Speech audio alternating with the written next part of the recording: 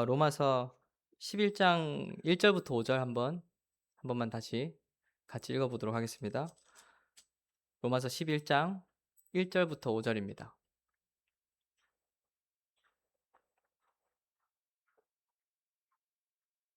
저부터 교독하겠습니다. 그러므로 내가 말하노니 하나님이 자기 백성을 버리셨느냐? 그럴 수 없느니라. 나도 이스라엘인이요 아브라함의 씨에서 난 자요 베냐민 지파라. 하나님이 그 미리 아신 자기 백성을 버리지 아니하셨나니 너희가 성경이 엘리야를 가리켜 말한 것을 알지 못하느냐? 그가 이스라엘을 하나님께 고발하되 주여 그들이 주의 선지자들을 죽였으며 주의 제단들을 헐어버렸고 나만 남았는데 내 목숨도 찼나이다 하니 그에게 하신 대답이 무엇이냐? 내가 나를 위하여 바알에게 무릎을 꿇지 아니한 사람 7,000명을 남겨두었다 하셨으니 함께 그런즉 이와 같이 지금도 은혜로 택하심을 따라 남은 자가 있느니라. 아멘. 바울 사도가 지금도 은혜로 택하심을 따라 남은 자가 있느니라 이렇게 말씀을 하시면서 엘리야에 관한 이야기, 열왕기상에 있는 그 말씀을 하십니다. 엘리야 당시에 엘리야가 갈멜산에서 바알 선지자 450명과 그 아세라 선지자 400명과 대결을 하지 않습니까? 어, 그 당시 엘리야의 상황을 잘 아실 것입니다. 그 엘리야가 처한 결국 상황은 어, 죽음이었습니다. 죽음. 아무런 열매도 없고 아무것도 보이지 않고 자신은 이세벨에게 쫓기는 그 상황을 마주하게 된 거예요. 바알 선지자와 그 우상의 선지자들과 대결해서 승리하였고 기적을 행했지만 그 결과가 죽임당하는 것이었고 그리고 광야로 도망가서 자신을 죽여달라고 하나님 앞에 고백하는 그런 상황이 이 엘리야 지금 말씀 가운데 나오는 그 상황인 것입니다. 엘리야 선지자는 이스라엘 백성들에게 그 갈멜산에서 전투를 하면서 물어봤어요. 여호와냐 바알이냐? 둘 사이에서 머뭇머뭇하지 말고 선택하라. 그러니까 이스라엘 백성들은 아무런 대답도 하지 못했습니다. 여호와를 선택하지 못했습니다. 그러나 엘리야가 그 대결에서 승리하고 나니까 이스라엘 백성들은 그제서야 하나님 앞에 엎드리는 그런 모양들이 있었다는 것입니다. 그럼에도 불구하고 그 당시 아합 왕은 변화되지 않았고 아합 왕의 아내였던 이세벨은 엘리야를 죽이겠다고 찾아오려고 하는 것입니다. 이 처참한 상황에서 엘리야는 또 하나님 앞에 자신을 죽여달라고 기도합니다. 이런 상황이 도대체 무엇입니까? 어떤 상황입니까? 엘리야가 기적을 행했습니다. 그리고 엘리야가 말씀을 선포했습니다. 그리고 엘리야는 하나님께 기도했고 하나님께서 응답해 주셨습니다. 그러나 결과를 봤을 때 엘리야의 능력이 부족했습니까? 아니면 엘리야가 뭔가 잘못한 게 있었을까요? 그리고 또 하나님께서 엘리야를 바라보시고 책망하셨습니까? 그러지 않았다는 것입니다. 그러지 않았습니다. 하나님께서 엘리야에게 하신 말씀이 뭐냐면 바알에게 무릎 꿇지 아니한 7,000명을 남겨놓았다 말씀하셨습니다. 우리가 이 상황 가운데 살펴봐야 되는 것이 무엇이냐면 구원은 그리고 하나님의 역사와 하나님의 일하심은 엘리야에게 속하지 않았다는 것. 엘리야의 이적과 기사와 능력과 엘리야의 열정에 속하지 않았다는 것. 그가 어떤 일을 했고 어떤 믿음을 가졌고 어떤 열정으로 했는지 그것으로 인해서 온 세계가 움직이지 않고 하나님 앞에 구원받는 영혼들이 생기지 않았다는 것입니다. 그 사용받는 통로가 될 수는 있겠지만 궁극적으로 하나님의 일하심은 하나님을 통해서만 이루어진다는 것을 우리가 확인할 수 있다는 것입니다. 하나님께서 은혜를 베풀어 주실 때만 변화될 수 있습니다. 엘리야가 이 상황 가운데 넘어졌지 않습니까? 광야로 도망가서 하나님 앞에 나를 죽여달라 그렇게 기도합니다. 굉장히 심각하게 우리로 따지자면 어, 거의 신앙을 포기할 정도로 넘어진 거죠. 왜 넘어졌는가? 엘리야가 왜 넘어졌겠습니까? 온 세계는 하나님께 속하였고 구원도 하나님께 속하였고 하나님의 일은 하나님께서 이루어가고 계시는데 바알에게 무릎 꿇지 아니한 7천 명이 있는데 엘리야는 자신의 열심을 봤던 거겠죠. 나 열심히 했고 열정을 가지고 했고 목숨을 걸고 갈멜산에서 전쟁을 했고 대결을 했고 승리했고 이적과 기사를 이루어냈고 하나님의 응답을 보았고 마차보다 빨리 달리는 능력을 행했고 하늘에서 비가 내렸고 그러나 왜 변하지 않았는가? 자신의 일하심, 나의 일함, 나의 열심은 이러했는데 왜 아무런 열매도 없는가? 그것 때문에 넘어진 것이었습니다. 내가 이렇게 했는데도 바뀐 것이 하나도 없구나. 그때 하나님께서 말씀하신 것이죠. 오늘 본문에는 내가 나를 위하여 그럽니다. 내가 나를 위하여 바알에게 무릎을 꿇지 아니한 사람 7천 명을 남겨두었다. 다 무너진 것 같아 보이는 상황에서도 하나님은 반드시 일하고 계신다는 겁니다. 지금도 동일하게 일하고 계십니다. 지금 우리가 볼 수 있는 환경은 요 정도? 우리 교회? 쌍용동? 넓게 봐야 대한민국? 더 넓어 봐야 아시아? 그러나 전 세계를 통해서 지금 하나님께서 일하시고 계신 그 역사가 상상이나 되십니까? 어느 나라는 지금도 막 부흥의 역사가 일어나고 있는 나라가 있습니다. 정말 있습니다. 우리나라의 부흥의 그 시대와 같이 하나님께서는 지금도 일하고 계시다는 것입니다. 지금도 은혜로 택하심을 따라 남은 자가 있느니라. 오늘 5절의 말씀과 같은 것입니다. 오늘날도 지금도 은혜로 택하심을 따라 남은 자가 있느니라. 열왕기 그 가운데에서는 엘리야도 있었고 엘리야의 기적도 있었고 여러 상황들이 있었고 아합도 있었고 이세벨도 있었고 바알 선지자도 있었고 아세라 선지자도 있었고 이스라엘 백성들도 있었습니다. 많은 요소들이 있었습니다. 그리고 오늘날 어떻습니까?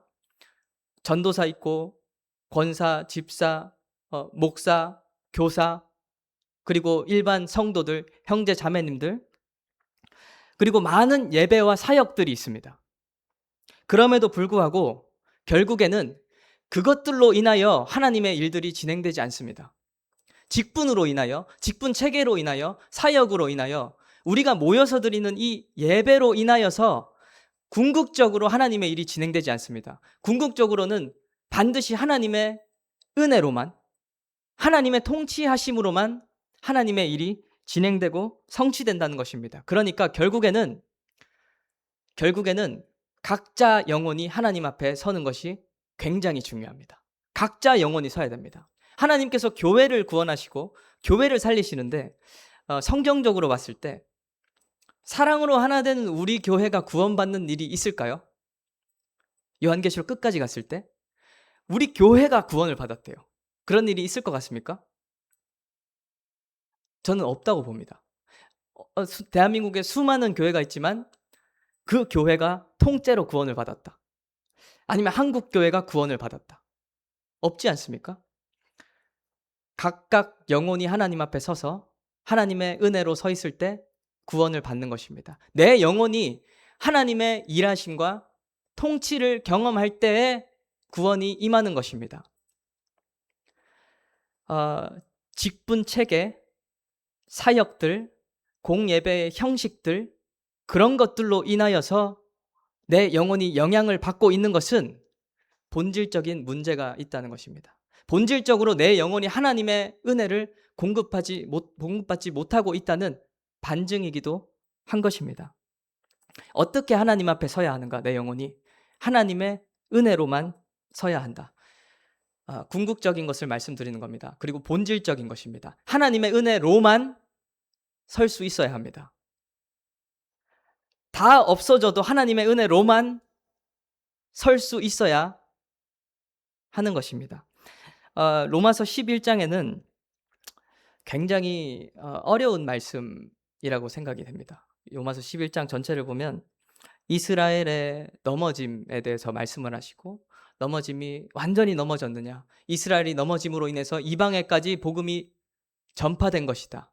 그리고 불순종하는 그들의 긍휼하심이 이방인들에게로 넘어왔다. 그러니까 이방인들이 구원을 얻을 수 있었고, 이스라엘이 넘어져서 이방인들이 구원을 얻을 수 있었고, 그리고 이제는 그 이방인들이 받은 긍휼하심이 다시 이스라엘로 돌아간다는 것입니다. 그러면서 마지막에 하시는 말씀이, 이처럼 모든 이들이 순종하지 아니하는 그 상태에 있었던 것은 모든 이들에게 긍휼을 베풀려 하심이라 그러십니다. 야, 이렇게 들으면 놀라운 지혜 같고 찬양할 만한 이유일 것 같은데, 사실 논리적으로는 뭔 소린지 사실 모르는 게 당연한 것 같습니다. 그러면서 사도 바울의 고백이 뭡니까? 11장 33절에 가면, 깊도다 하나님의 지혜와 지식의 풍성하며 그의 판단은 헤아리지 못할 것이며 그의 길은 찾지 못할 것이로다. 누가 주의 마음을 알았느냐? 누가 그의 모사가 되었느냐? 누가 주께 먼저 들여서 갚으심을 받겠느냐? 이는 만물이 주에게서 나오고 주로 말미암고 주에게로 돌아감이라. 그에게 영광이 세세 있을지어다. 아멘. 누가 알겠느냐? 하나님의 일하심을. 이스라엘이 넘어진 것이 왜 이방의 복음이 그냥 처음부터 다 복음을 주시면 되지. 우리는 그렇게 생각할 수 있잖아요. 하나님의 일하심과 하나님의 지혜는 우리가 감히 생각할 수 없고 측량할 수 없고 재단할 수 없는 그런 일이기 때문에 사도 바울도 영광 올려드립니다. 찬양합니다. 감사합니다. 그렇게밖에 말할 수 없지 않았을까. 하나님의 일하심은 이처럼 우리가 이해하기 힘듭니다. 다 알 수 없다는 것입니다. 다 알 수 없습니다. 어떤 방식으로 하시는지, 어떤 뜻을 갖고 계시는지 완전히 이해할 수 없는데, 오늘은 그것들을 살펴보고자 하는 것이 아니라, 그 중에서 제가 생각했을 때 가장 이해할 수 없는 한 가지가 있습니다. 하나님을 딱 생각했을 때 진짜 이거는 도무지 이해가 되지 않는 것, 아마 우리 모두에게 해당될 수 있을 것입니다. 하나님께서 나를 택하셨다는 것입니다. 11장 5절에 뭐라 그랬습니까? 지금도 은혜로 택하심을 따라 남은 자가 있느니라. 은혜로 택하심을 따라 남은 자가 있느니라. 하나님께서 나를 은혜로 택하셨다. 나를 은혜로 택하셨다.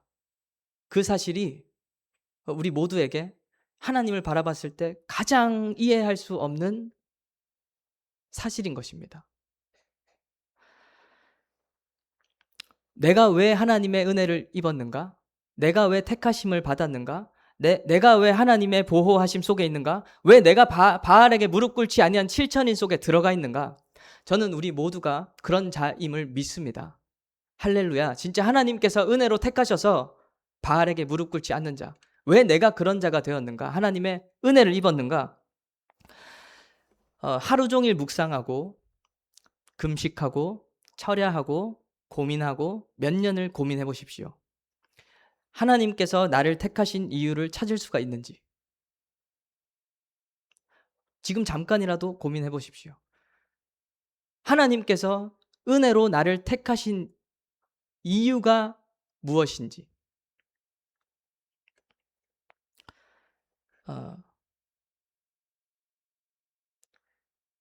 이유를 절대 찾을 수가 없을 것입니다. 이유를 절대 찾을 수가 없을 것입니다. 여기서 만약에 제가 믿어서요, 제가 잘 믿어서요, 그러면 좀 더 고민해 보셔야 될 것 같습니다. 좀 더 고민해 보셔야 됩니다. 이유를 찾을 수가 없어야 합니다. 나를 왜 택하시고, 내가 지금 왜 예배하고 있고, 내가 왜 찬양하고 있고, 내가 왜 말씀 듣고 있고, 왜 나에게 구원이 허락되었으며, 왜 내가 죽으면 천국에 갈 수 있는지 이유를 한번 생각해 보십시오. 아무리 생각해도 이유를 찾기가 힘들 것입니다.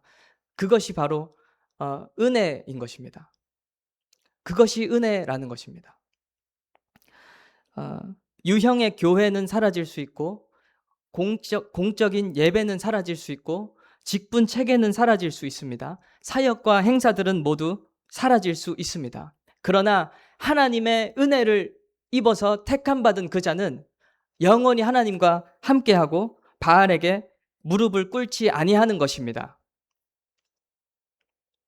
다 사라져도요. 교회를 무시하고 공예배를 무시하고 사역과 행사를 무시하는 것이 아닙니다. 본질적으로 우리는 그런 자들이라는 것입니다. 하나님의 은혜가 나를 택하였기 때문에 절대 넘어지지 않는 자. 그리고 그곳이 저는 천국일 거라 생각합니다. 천국에 갔을 때 직분이 있겠습니까? 누가 나에게 권면을 해주겠습니까? 뭐 사역이 있겠습니까? 행사가 있겠습니까? 공예배 시간이 있겠습니까? 교회 공동체가 따로따로 있겠습니까? 그런 것이 없지 않습니까? 하나님과 나와의 관계 속에서 하나님의 은혜로 인하여 하나님을 찬양하고 하나님을 예배하는 곳, 그곳이 천국이고 정말 하나님의 은혜를 입은 자들의 예배이자 교회이자 사역이 되는 것입니다. 우리 모두는 하나님의 은혜로 택함받은 하나님의 자들입니다. 할렐루야. 하나님의 은혜로 택함을 받았습니다. 로마서 11장 8절에 기록된 바 하나님이 오늘까지 그들에게 혼미한 심령과 보지 못할 눈과 듣지 못할 귀를 주셨다 함과 같으니라. 우둔하여진 자들에 대해서 말씀하시는데 혼미한 심령과 보지 못할 눈과 듣지 못할 귀를 갖고 있다 그럽니다. 하나님 앞에 우둔한 자들은. 그러나 하나님의 택하심을 입은 자들, 하나님의 은혜를 입은 자들은 반대인 것입니다.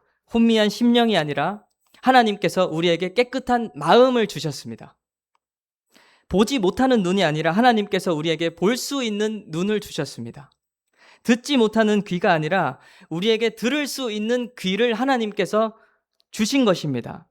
그러니까 우리도 하나님께서 주신 깨끗한 마음과 들을 수 있는 귀와 볼 수 있는 눈을 가지고 하나님의 은혜에 집중하는 것입니다. 하나님께서 주신 깨끗한 마음을 가지고 하나님 앞에 기도하러 가는 것이고, 하나님께서 주신 볼 수 있는 눈을 가지고 성경 말씀을 보는 것이고, 하나님께서 주신 들을 수 있는 귀를 가지고 하나님의 말씀을 듣는 것입니다.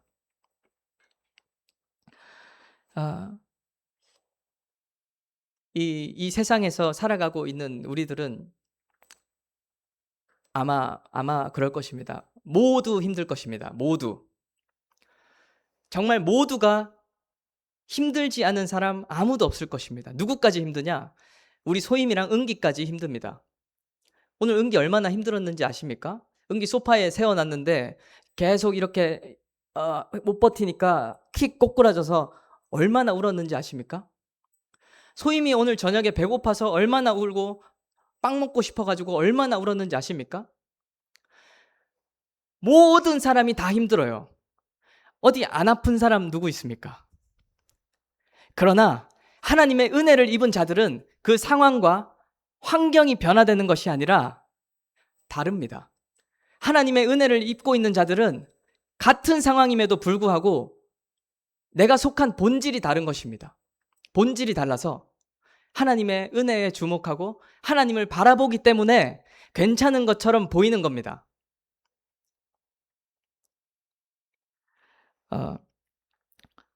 세상 모두가 힘들고 어려운 상황 속에 있다 할지라도 그 상황이 바뀌는 막 형통함이 있는 것이 아니라 영혼의 본질 자체가 다른 것입니다.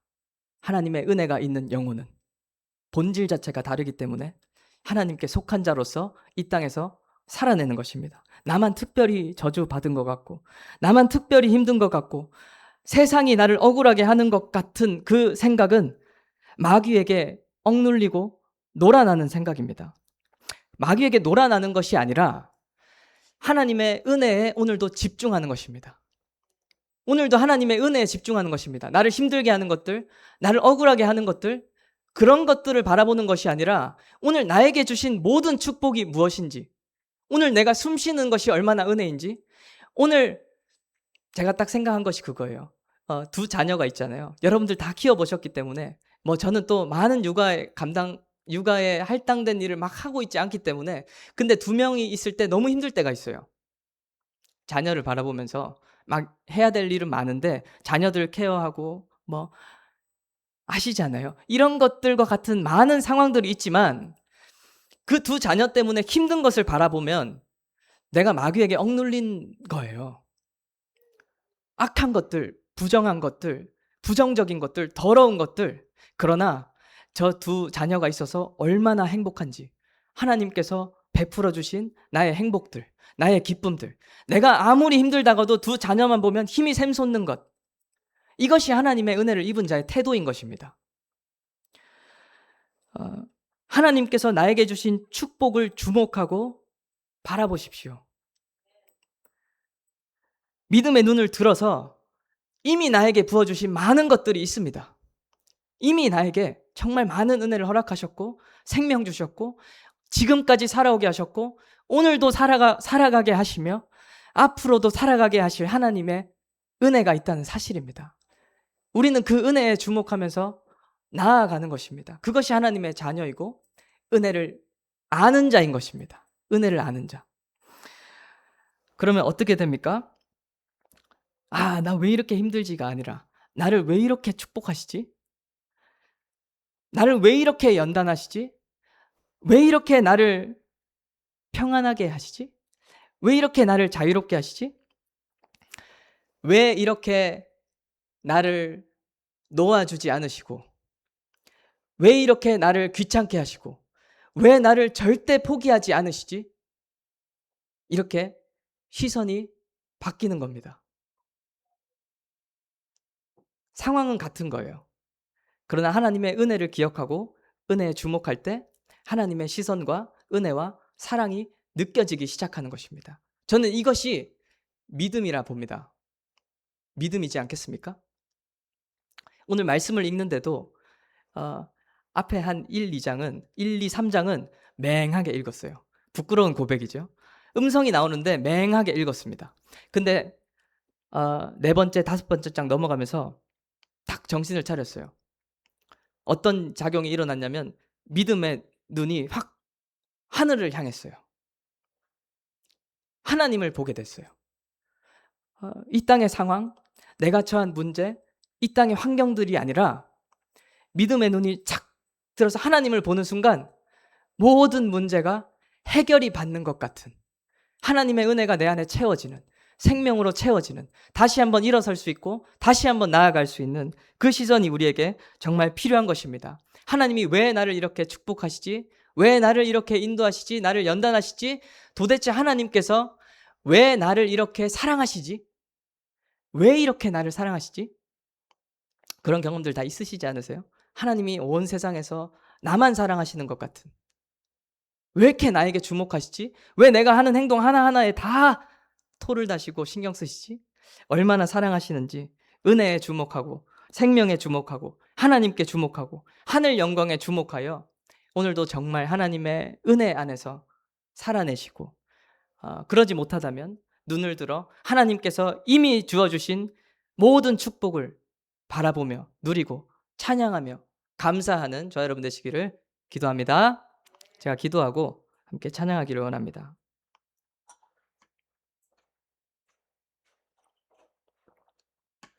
하나님 아버지 감사합니다. 하나님께서 우리에게 말씀을 주신 이유, 예수를 보내신 이유, 예배를 허락하신 이유, 찬양을 허락하신 이유, 생명을 얻되 더 풍성히 얻게 하려 하심이니라. 그러나 하나님께서 주시는 그 생명을 누리기 위해서는 믿음이 필요하다 말씀하셨습니다.